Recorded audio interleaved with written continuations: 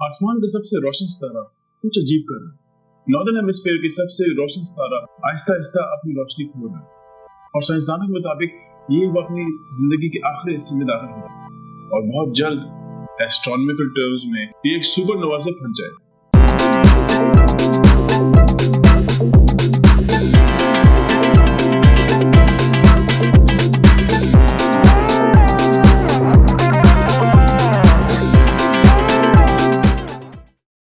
Northern hemisphere का ये सितारा जिसको बीटलजूस कहते हैं ओरायन बेल्ट में वाक़ है और कुछ साइंसदानों के मुताबिक ये अब अपनी जिंदगी के आखिरी मराहल में दाखिल हो चुका है। ये सितारा एस्ट्रोनॉमिकल टर्म्स में अब बहुत जल्द एक सुपरनोवा की तरफ जा रहा है। बीटलजूस हमेशा से अपने एरेटिक बिहेवियर की वजह से जाना जाता है। कभी बहुत रोशन आता है, कभी बहुत दिन, कभी बहुत एक्सपैंड कर जाता है, कभी सिकुड़ जाता है। ये सितारा ओरायन बेल्ट के टॉप लेफ्ट शोल्डर में होता है, जो कि ओरायन बेल्ट का सबसे विजिबल पार्ट। ये सितारा हमारे सन से 20 गुना बड़ा है।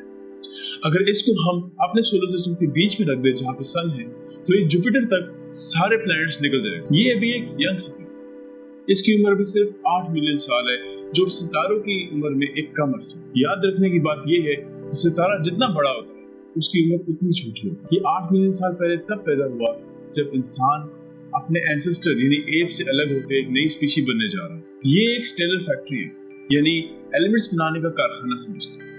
ये हाइड्रोजन को फ्यूज करके हीलियम और हीलियम को फ्यूज करके मजीद हेवी एलिमेंट्स जैसे आयरन बनाता है। बाकी के एलिमेंट्स जो कि पीरियोडिक टेबल में आपको नजर आते हैं जैसे गोल्ड, प्लैटिनम, ये सब एक सुपरनोवा में बनते हैं। सुपरनोवा तब होता है जब एक सितारा अपना सारा ईंधन खत्म करके हट जाता है। ये सितारा नॉर्दर्न हेमिस्फीयर के टॉप 10 ब्राइटेस्ट सितारों से, लेकिन अब ऐसा नहीं है। ये सितारा आहिस्ता आहिस्ता मध्यम पड़ता जा रहा है। साइंसदानों के मुताबिक सितंबर 2019 से लेकर अब तक ये कम से कम 100 केल्विन से ठंडा बढ़ गया और इसकी अगर हम लाइट मेजर करें तो ये 0.5 मैग्नीट्यूड से 1.6 मैग्नीट्यूड पे आ गया। शुरू में इसका रैंक टॉप 10 में था, लेकिन अब उससे गिर के ये 21वें नंबर पे आ गया और साइंसदानों के मुताबिक इस सदी ये इसके सबसे लोएस्ट रैंक है। अब ऐसा नहीं है कि पहले ये डिम नहीं होता, ये 14 महीने के शॉर्ट साइकिल्स और 6 साल के लॉन्ग साइकिल्स के बीच में डिम और ब्राइट होता रहा है। अब इसके डिम होने की वजह गैस या डस्ट क्लाउड्स भी हो सकती है या फिर ये एक सुपरनोवा के करीब। ये सब पॉसिबिलिटीज हो सकती हैं, लेकिन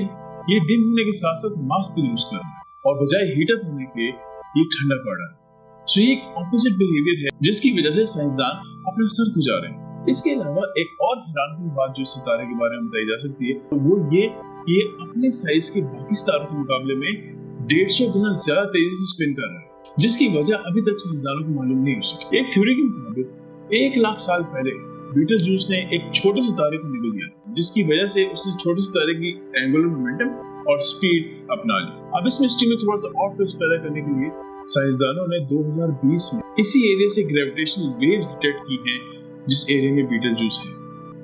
क्या वहां कोई ऐसा इवेंट रूनुमा हुआ है जिसकी वजह से ग्रेविटेशनल वेव्स आई हो? अगर आपको याद हो तो पिछली बार जब ग्रेविटेशनल वेव्स डिटेक्ट की गई थी वो 2 ब्लैक होल्स की टकराने से आई थी, तो क्या वहां भी कोई ऐसा इवेंट हुआ है?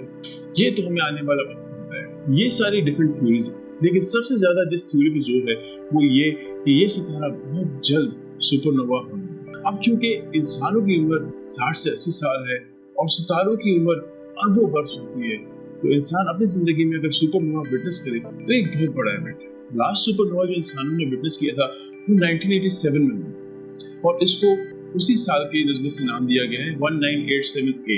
इसकी बाकियात आज भी देखी जा सकती है। ये आसमान के सदर्न हेमिस्फीयर में हुआ और 50,000 लाइट ईयर्स दूरी पे हुआ। इसकी लाइट हमें अगरचे 1987 में नजर आई, लेकिन ये उससे 50,000 साल पहले हो चुका है। ये एक रिंग की फॉर्म में एक्सपैंड कर रहा है और इसको आप अभी भी विटनेस कर सकते हैं। ये पहला सुपरनोवा था जो हमने लेटेस्ट इक्विपमेंट पे डिटेक्ट किया और स्टडी भी की। इससे पहले 1604 में एक सुपरनोवा हुआ था जो कि योहानस केपलर ने ऑब्जर्व किया था और इसके बारे में बुक भी लिखी थी। अगर बीटलजूस सुपरनोवा होता है तो ये नाइट स्काई में सबसे ब्राइटेस्ट ऑब्जेक्ट बन जाएगा और चांद की लाइट से ज्यादा तेज लाइट देगा। इसकी शैडोज अर्थ तक पहुंचेंगे। अब इसकी एग्जैक्ट डेट बताना मुश्किल है क्योंकि उसके लिए अभी तक कोई कंक्रीट मॉडल नहीं बन सका। ये अगले कुछ सालों में भी हो सकता है और 1 लाख सालों में भी हो सकता है। इसलिए सुपरनोवा को एग्जैक्टली प्रेडिक्ट करने के लिए बहुत सी रिसर्च की जरूरत है और कंक्रीट मॉडल्स बनाने की जरूरत है। एस्ट्रोनॉमर्स अलबत्ता एक काम कर सकते हैं, वो बीटलजूस का जो पाथ है उसको प्रेडिक्ट कर सकते हैं और जिस पाथ पे ये भी जा रहा है ये अगले कुछ हजार सालों में एक बहुत बड़े डस्ट क्लाउड से टकराएगा ये उस डस्ट क्लाउड से 30 किलोमीटर पर सेकंड की रफ्तार से टकराएगा, और इसका उस सितारे पे क्या इफेक्ट पड़ता है ये तो हमारी फ्यूचर जनरेशन ही बता सकती है, क्योंकि एस्ट्रोनॉमिकल एज के मुकाबले में हमारी एज कुछ भी नहीं। तो बीटलजूस नाइट स्काई का किंग है, और इसका इस तरह एक जायंट सुपरनोवा में जाना एक किंग के लिए वेल डिजर्व है। लेकिन तब हम ना होंगे यहाँ ये सहरे कारवां किसी और के लिए से। अब अगर आप बीटलजूस को ऑब्जर्व करना चाहते हैं और नॉर्दर्न हेमिस्फीयर में है तो सिर्फ ऊपर देखें, आपको किसी इंस्ट्रूमेंट की जरूरत नहीं, आपको ये नाइट स्काई में बड़ा क्लियर नजर आएगा।